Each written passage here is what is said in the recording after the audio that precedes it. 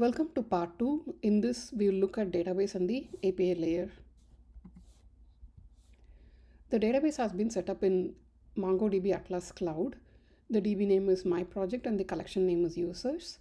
The persistent data in this application are auth type, email, user role, name, and balance. A DAL layer, which is data access layer, has been created to separate the database operations from the API logic. All database operations are contained within the data access layer.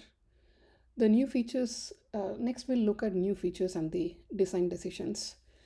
We use .env to configure the database connection string, and this has been configured directly in the Heroku Cloud. That way the database URL is not exposed to the public. We have also created two new attributes. Auth type, it will be set to PWD if Firebase password authentication was used. It will be set to external if Firebase Google Auth provider was used for user authentication. The second attribute that has been created is user role. By default, all users are set up as members.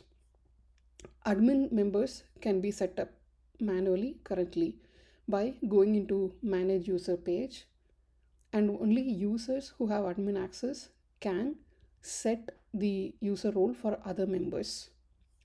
Password is no longer stored in the database as the authentication flow was completely moved into Firebase. This also provides additional security because we don't want the password to be exposed by the API or by other means. Let's look at the API.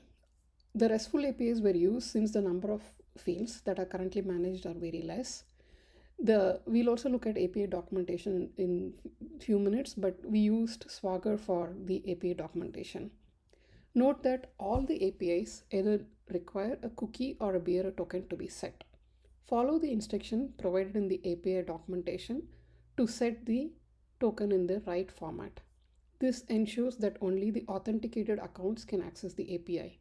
If a new client, like a mobile app or a different device, is used to access these APIs, these clients needs to ensure that they are sending the appropriate cookie or the bearer token to access these APIs.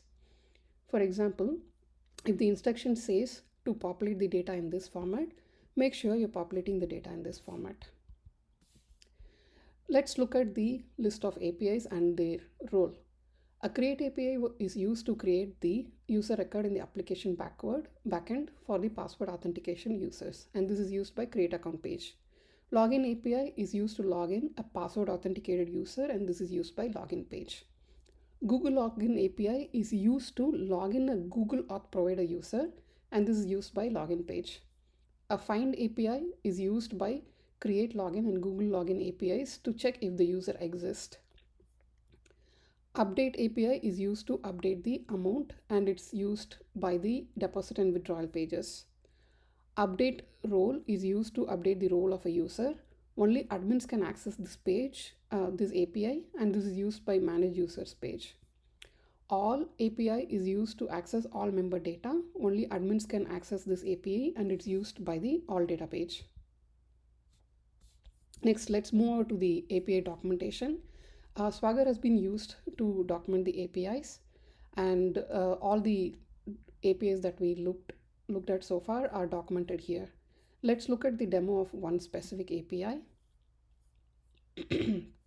Now, to log in a specific user, you'll have to use the email ID and get the UID from the Firebase auth provider. So I've already logged in. So for this user, this is the user ID. I'm going to copy that, and I'm going to use the exact same format as given by the instruction.